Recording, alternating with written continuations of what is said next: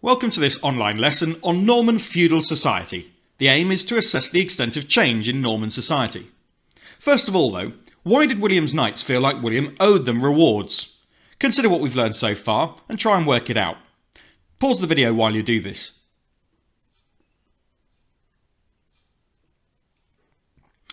Well, I wonder what you identified.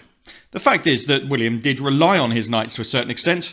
Remember, when he's putting down rebellions, it's his knights who provide much of the military muscle that allow him to do this. However, they felt that they were owed not just for helping William out during the rebellions that he had to put down, but actually they were owed a reward for their service in helping him conquer England in the first place. Some of the major landowners after 1066 were actually soldiers at the Battle of Hastings, and so it's interesting to see how William wanted to restructure English society, restructure land ownership in favour of Norman knights and other nobles. Medieval society was organised into a hierarchy. This means rule by levels. William was in charge at the top, and because he was unable to run the country alone, he created what was known as the Feudal System. This was a new system in England, but William did not import the idea from Normandy. This was a brand new idea. William used the conquest as a new start to make his own rules and control England. So William the Conqueror was at the top. Ultimately, he had virtually all the power. He also, indirectly or directly, owned all the land. Everyone else was just holding it from him as a sort of gift. So underneath William the Conqueror were the tenants-in-chief. These were the barons and the major nobility. The tenants-in-chief provided advice for William and soldiers when he needed them. Underneath them we have the subtenants, often referred to as the knights. These knights were the professional warrior class of Norman England. And then the last level were the peasants. These people probably had the most obligations, but they also had the least to gain from this society. They also made up by far the largest group in the feudal system. It was by this unequal system that William was able to control around 2 million Saxons, with just a few tens of thousands of soldiers and nobility. Your task then: complete your own version of this diagram, headed The Feudal System. Make sure you get the spelling right. Leave plenty of space on each side to add some more notes and details to the diagram. What you're going to be adding is some arrows and some descriptions of what each person in each group had to do as their duties or obligations and what they got in return. So if you do this in the middle of an A4 piece of paper, make sure it's right in the middle, or even better, try and put it on a bigger piece of paper than that. If you're going to do it on the computer, then hopefully you'll be able to adjust the size to make it suit. Alright, off you go. Pause the video while you complete that.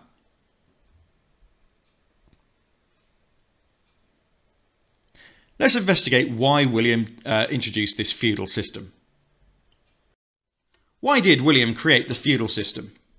William had two main reasons for introducing the feudal system. The first was that he knew he could not control the country on his own. He needed help.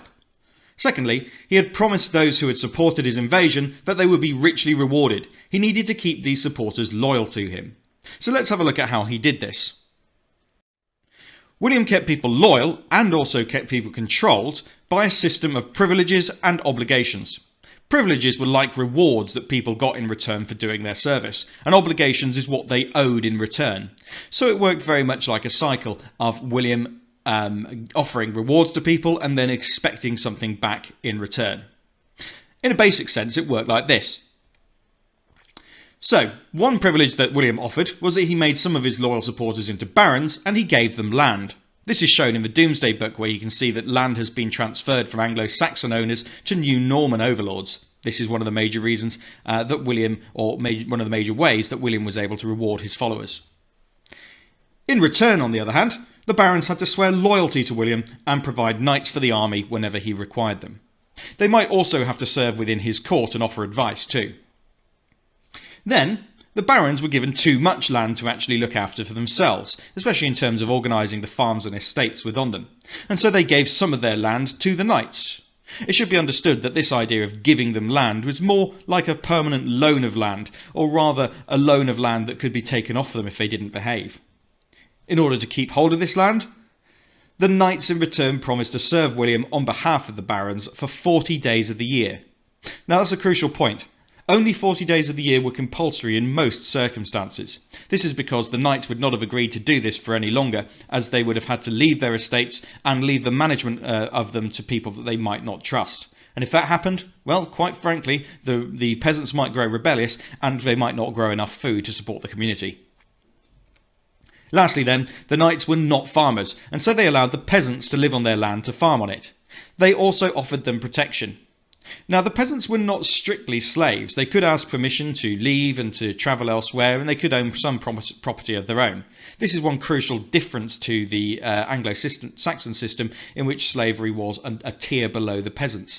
However, they were very much unfree. They couldn't do things without permission, and in order to live on and farm their land, they had to do lord's service and a certain amount of work for their lords, and this represents their obligations.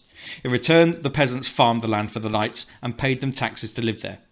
It's also worth pointing out that the peasants might also have to be drafted into the army and serve there as peasant soldiers, a little bit like the Feud.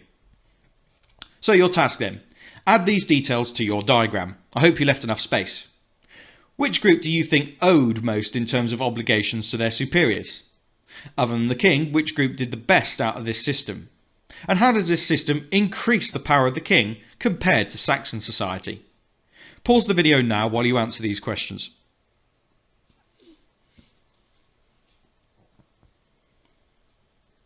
Okay, hopefully you had enough space in your diagram to add all of this. So which group owns the most in terms of obligations? It might be the barons. After all, they had the most to lose. But actually, as long as they kept the king on side, they probably didn't owe as much as other people in terms of a proportion of what they owned and their discomfort. However, the peasants probably gained the least from this system and owed the most. They were completely tied to the land, they had virtually no freedom, and they had very, very few prospects of bettering themselves. Although it was difficult, in Anglo-Saxon society it was much more possible to be socially mobile. If you did well as a churl or free peasant, then you might eventually become a thane. However, such a privilege was virtually closed off to the vast majority of peasants in Norman England. So other than the king, who did the best out of the system? Probably the barons. Although they would be expected to serve in the army, probably as generals and commanders, this wasn't necessarily so if they weren't able to fight. However, they were the ones who gained the most in terms of wealth and land and privileges from the king. So how does this system increase the power of the king compared to Saxon society? Well, consider this. The king really is owed everything by those below him. In Saxon society, the earls were tremendously important, but they could rival the king if they wanted to. However, in this system, the barons owe their wealth and their existence to the king and the king alone. So if they step out of line, they can lose the lot. This church is one I've mentioned before in previous videos. It's St Gregorys Minster in Kirkdale in Yorkshire. It's famous because it's got an Anglo-Saxon sundial in its porch. In fact, the only part of the building that's still standing that is originally Anglo-Saxon is the bit on the left with the little tower. That sundial very closely dates it to between 1055 and 1065 because it mentions Earl Tostig of Northumbria, and those are the dates at which he was Earl of Northumbria. This is quite a posh Saxon church. Many of them were much more humble than this, but this is one of the few ones that still stands. Compare St Gregorys Minster to this church. It's huge in scale in comparison and has very different architecture. It is very much built to impress. This is the Church of St Peter in Northampton, and it was built after the Norman Conquest, but not long after. We're going to consider the effect of the church now. William ordered the church to change, and he did this for his own advantage. However, the church was more than willing to help this, because the power of the church too also was extended by the Norman Conquest. One of the people who was absolutely instrumental in this is someone else that we've encountered before, specifically the Regent of England for much of William's reign, LAN Frank, the Archbishop of Canterbury. So how did LAN Frank change the Norman Church? These factors here help explain it. Your tasks are as follows. Record these factors in order of importance, from most important to least. Then explain your choice for LAN Frank's biggest achievement. As an extension, why might William have wanted an abbey built at Battle? Alright, you can pause the video here and crack on in your own time. Alternatively, I'm going to read through the different factors and provide a little bit of explanation where it's needed. So, if you like, you can listen to the explanation and then attempt the task, or you can begin it right away. It's entirely up to you. So, the Pope never recognised LAN Frank's importance as he wanted to limit his power. This is quite a crucial point here. LAN Frank was so important in England as a major landowner and as a regent of the country that the Pope saw the power of the Church in England as growing so much that it might actually be a bit of a threat to the established way of things. Secondly, LAN Frank believed in reform and had made major changes in Normandy. He therefore had got quite a bit of a reputation in terms of reforming the Church and making it more powerful. LAN Frank was recognised as primate, and that means the chief archbishop of all of England. I don't mean primate in that he was a monkey. LAN Frank and the Church established bishops' courts. These were called synods. Synods met and decided on important religious matters, but they could also be used in order to work out what a good job certain priests and bishops were doing and whether they should stay in their jobs. William gave LAN Frank his full support, so he was able to create his reforms. Essentially, William placed full trust in LAN Frank to do what was needed to extend the power of the Church in a way that benefited the Normans. William realised that the Church could make him look more important. In the same way that building castles was a permanent reminder of the Norman presence, building impressive churches did the same thing. William did not get on well with the Church to begin with, mainly because William refused to swear loyalty to the Pope, who had supported William in 1066. This is kind of typical of William's, I suppose, egotistical nature and how he didn't like anyone else being more important than him.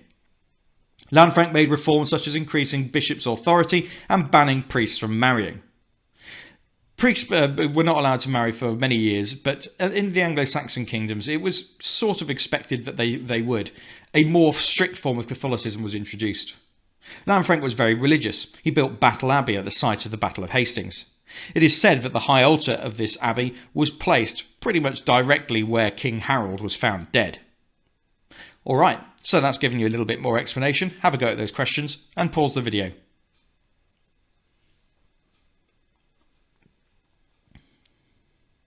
Okay, I don't know which ones you've recorded as your most important. That's very much a matter of your opinion, but make sure you have explained why. In terms of the extension, why might William have wanted an abbey built at Battle?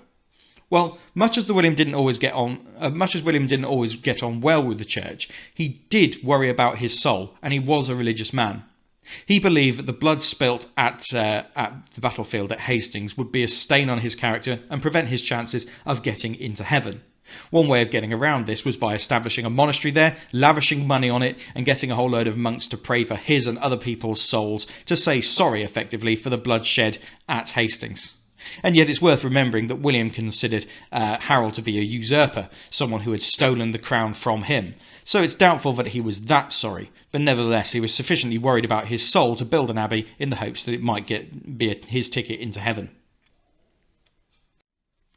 We're now going to consider the difference in architecture before Norman churches and their earlier Saxon ones. We've seen these churches before. St Gregorys Minster, Kirkdale in Yorkshire, built in around 1000 AD. It's worth pointing out that only the tower and the left-hand side of the building is Saxon. The right-hand side is a later Victorian addition. Then we've got St Peter's Church in Northampton, built in the Norman Romanesque style. This is with semicircular arches. We can see an example of the semicircular arch above the doorway and miniature semicircular arches and columns around the top of the roof and on the tower. Notice too the brick and stone coursings. In fact, those aren't bricks, they're probably smaller, darker stones, but building a building in this style imitated the brick and stone coursings of Roman buildings. That's where we get the term Romanesque from, and it was a very deliberate choice to build things in a similar style to the Romans. Some tasks then. Describe the Saxon church and then explain how the Norman church is different. Consider the materials used, the scale, and the architectural features. Then religion was central to everybody's life. What was the symbolic importance for the Normans of rebuilding churches in this style? Pause the video while you have a go at this, and I do urge you to be specific about the differences between the churches and refer to the photographs closely.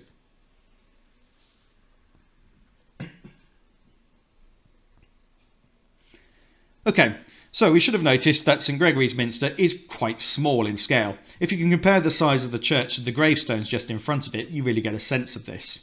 Although it is built in stone, it is much smaller in terms of style, and notice the stones are of much more irregular shape and size compared to the Norman one. In fact, many Saxon churches didn't survive because they were simply built out of a wooden frame. This is one of the rare ones that does.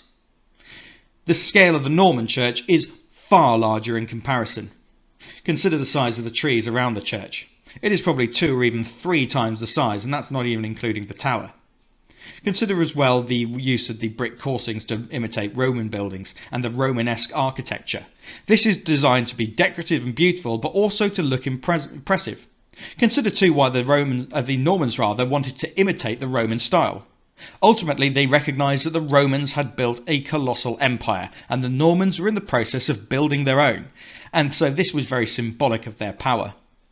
Not only that, it's worth remembering that Roman buildings were still pretty ancient 1,000 years ago. Nevertheless, more Roman buildings survived than might have done so today, especially in partial forms. For example, if you look at some very, very early churches in England, for example St Martin's Church in Canterbury, they are partly converted from Roman temples and other buildings, and you can see Roman brickwork within them. So what was the importance symbolically of doing this change for the Normans?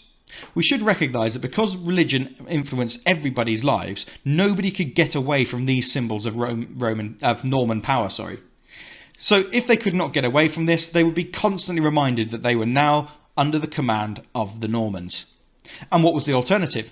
They couldn't stop going to church and risk their eternal souls being damned to the fires of hell, so they had to kind of get on with it and go along with these changes, no matter how miserable it might have made them. Finally, it's a massive symbol of the permanence of the Norman occupation. Think about your own area, whether you live in a small village or in a large town. Often the oldest building in your village or town is the church. They're not always Norman, but they often have Norman origins, and a surprising number of them are Norman. Pay attention next time you go past an ancient church. If you see these semicircular arches, the chances are it's a Norman church, and it's a permanent reminder even today of the Norman Conquest.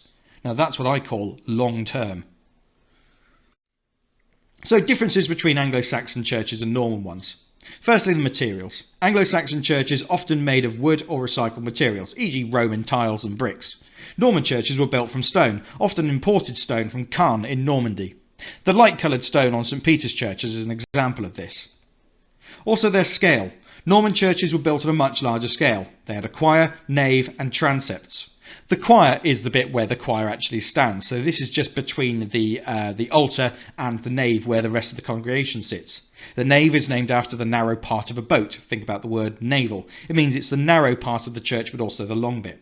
And the transepts are chapels that lead off of it. Only larger churches have those, but it's worth having a look at. They often give the church a cross appearance when viewed from above. This scale was impressive. It was a way of thanking God for giving victory to the Normans and a way of telling the Saxons that the Normans were there to stay. And lastly, the style. Norman churches were built in the Romanesque style, with arched windows and columns. This was their way of imitating the Romans, who also built an empire. Consider your former answers. These are the sorts of details that you'll be able to add. If you want to add these details as extra notes, I do encourage you to do so. Pause the video now.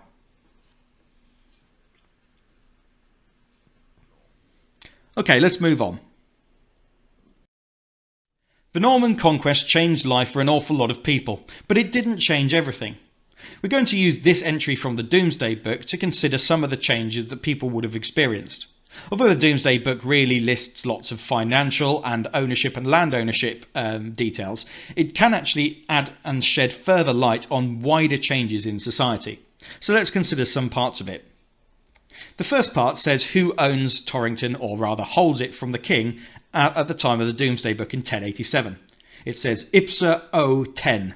Now that's an abbreviation of Ipsa, the same, O, Odo, Tenui, which means the same Odo holds from the king the town of Torrington. This happens to be my hometown, which is why I've chosen it. However, it also says Britric held this in the reign of King Edward, TRE being Tempus Regnus Edwardus. So this had been held by an Anglo-Saxon, now it was held by a Norman. It then goes on to say how much geld tax was paid from the town in 1066, how many ploughs were held by the manor, how many people lived in the town, how many smallholders and so forth. But in the last line it's got something slightly unusual, which gives us a sense as to how the society might be changing. It says, also, they are held by 3 Frenchmen, 3 vergates valued at, let me think this, 45 shillings. 45 shillings would be about £2.50, so quite a lot of money back then. Now this was sufficiently important that it was listed separately. There is also held by 3 Frenchmen, 3 vergates, valued at 45 shillings. One wonders whether this land that those three Frenchmen, as immigrants, held, where it came from. Was it taken off the local Saxon people? Well, the answer is probably, yeah. So how popular would these Frenchmen have been within the town? Also, would they have carried on speaking French? Are they part of the reason why French words were introduced to the English language? There is a reason why the name of the animal tends to be Anglo-Saxon and the name of the meat tends to be French. Think about cow, which is Anglo-Saxon, and beef, which is Norman. It gives us an idea that the Anglo-Saxons were raising the animals, while the Normans, they tended to be eating them. And on that note, there's a reference to 25 porcari, rendering 110 pigs. That's right, it even listed the number of pigs in Torrington at this time. Did life change for everyone? The following pictures suggest some of the things that happened in the short term following the Norman invasion. Link both pictures to a consequence of Norman rule, and explain why the Normans did these things. Refer to your previous studies. Pause the video while you complete this.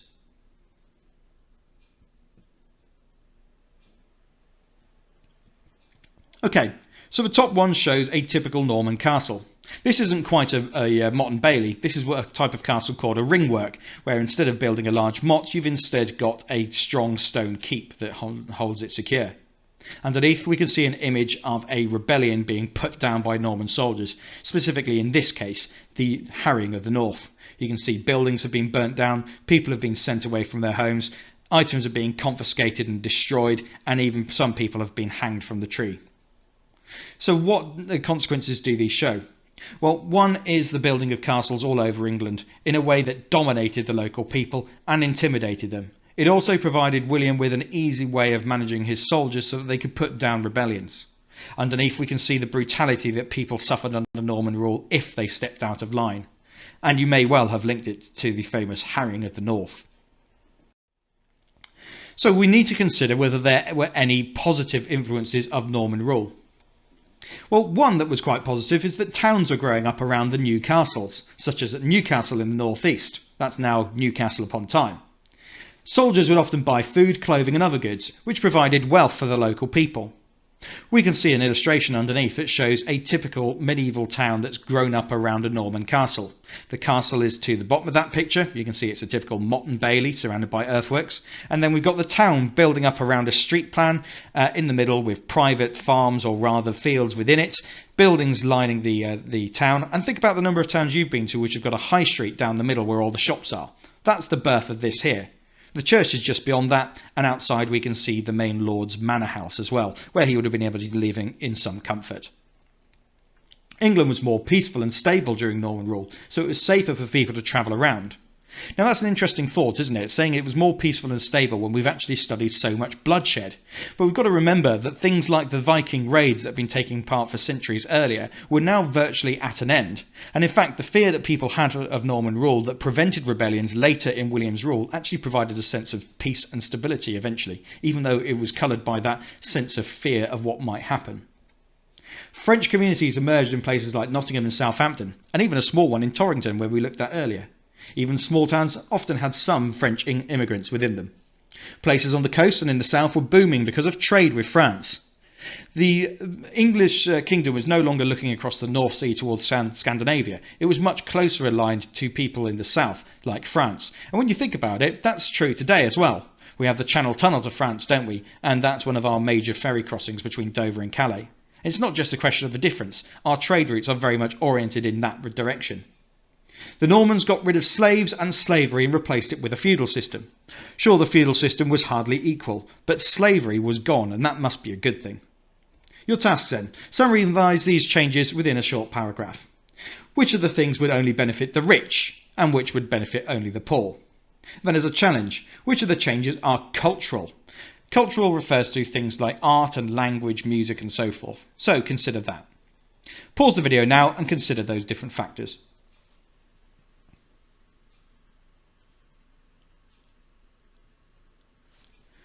Okay, so which of these things would have benefited the rich only?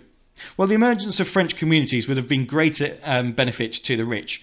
These French communities growing up would have typically been more wealthy people from France, and of course they kind of formed their own society.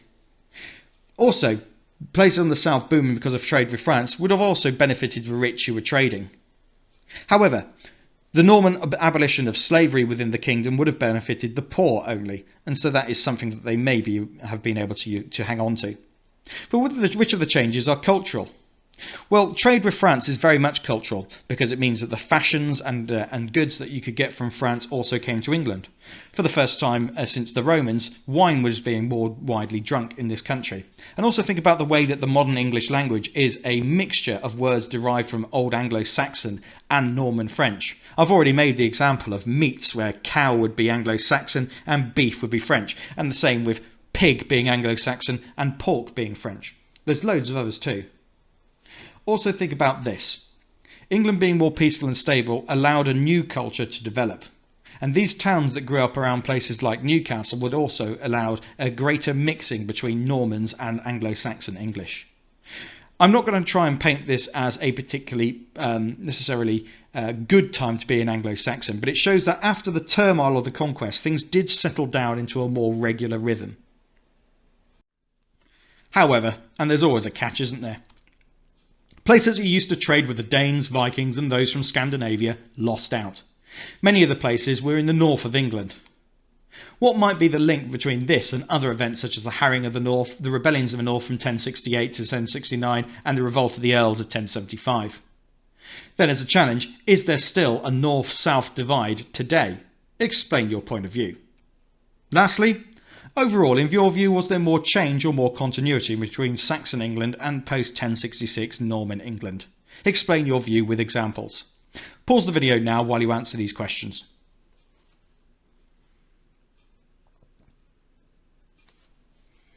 So what is the link between the losing out of trade in the north and these other events? Well, remember that the Harrying of the North devastated the communities of Yorkshire and other areas. It meant that there were fewer people actually living there, fewer people able to grow food, and therefore fewer people able to trade. They simply weren't economically capable of contributing in the same way that they had been. But also don't forget things like the revolt of the Earls. These are examples of where the Danes had promised their support and it had not materialised. Now the Danes were looking elsewhere. They were not trading with England or even interacting with it in quite the same way as they had been before. Is there still a north-south divide today? Well, that's up to you.